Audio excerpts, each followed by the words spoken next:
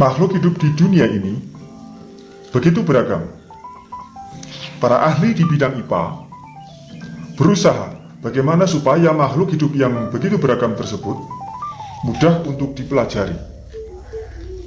Salah satunya yaitu dengan menggolong-golongkan atau mengelompokkan berdasarkan persamaan ciri-ciri yang dimiliki. Kegiatan mengelompokkan makhluk hidup berdasarkan persamaan ciri-ciri tersebut disebut sebagai klasifikasi makhluk hidup. Contohnya adalah ini, sama-sama bakteri dikelompokkan menjadi satu kelompok, itulah klasifikasi makhluk hidup. Banyak ahli yang mengeluarkan teori klasifikasi makhluk hidup. Namun yang akan kita pelajari kali ini adalah klasifikasi dari R.H. Whittaker.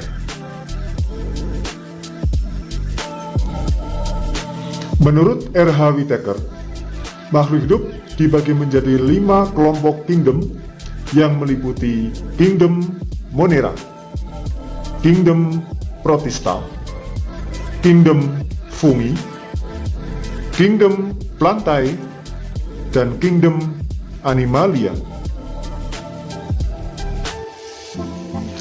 Dari 5 kingdom ini, mari kita bahas satu persatu, dan kingdom yang pertama adalah kingdom Monera.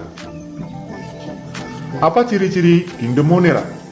Ciri yang pertama adalah bersel satu. Ciri yang kedua yaitu mikroskopis. Apa itu mikroskopis?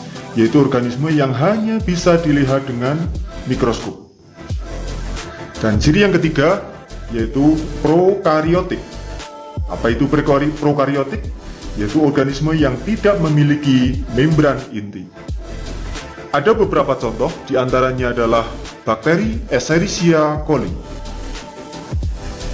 Contoh yang kedua adalah bakteri Lactobacillus. Dan contoh yang ketiga adalah Oscillatoria.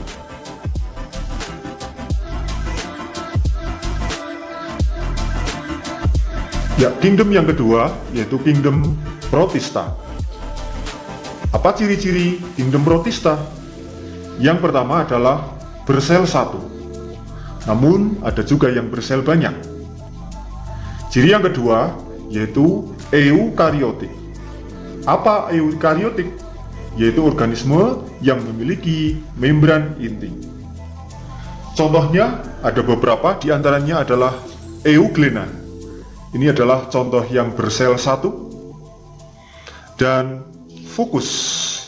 Ini adalah contoh yang bersel banyak dan hidup di laut. Ya, untuk kingdom yang ketiga yaitu kingdom fungi atau kingdom jamur. Apa ciri-ciri kingdom fungi? Ciri yang pertama adalah eukariotik. Ciri yang kedua adalah tidak berkloroplas. Dan ciri yang ketiga, dinding sel tersusun atas zat kitin. Ada beberapa contoh, diantaranya adalah jamur merang, jamur tiram, jamur kuping, dan jamur tempe.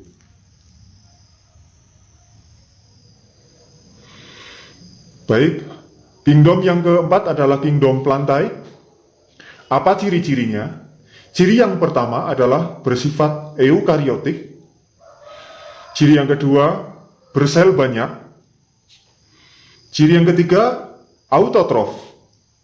Autotrof itu organisme yang dapat menyusun makanan sendiri.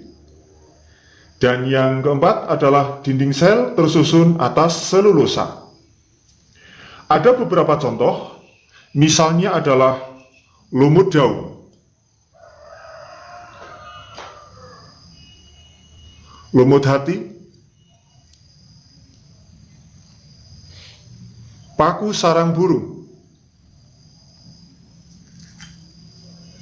suplir, bayam, jambu, dan masih banyak yang lain. Baik, untuk kingdom yang kelima adalah kingdom Animalia. Apa ciri-ciri kingdom Animalia? Ciri yang pertama adalah bersifat eukariotik. Ciri yang kedua, bersel banyak. Ciri yang ketiga, bersifat heterotrof. Heterotrof adalah organisme yang tidak dapat menyusun makanan sendiri. Dan ciri yang keempat adalah memiliki sistem saraf. Ada beberapa contoh, diantaranya adalah Euspongia. Euspongia ini hidupnya di laut. Contoh yang kedua adalah ubur-ubur. Ini hidupnya di perairan. Contoh yang ketiga adalah ikan mujair. Contoh berikutnya adalah katak. Contoh berikutnya kadal. Contoh berikutnya ayam, dan masih banyak yang lain.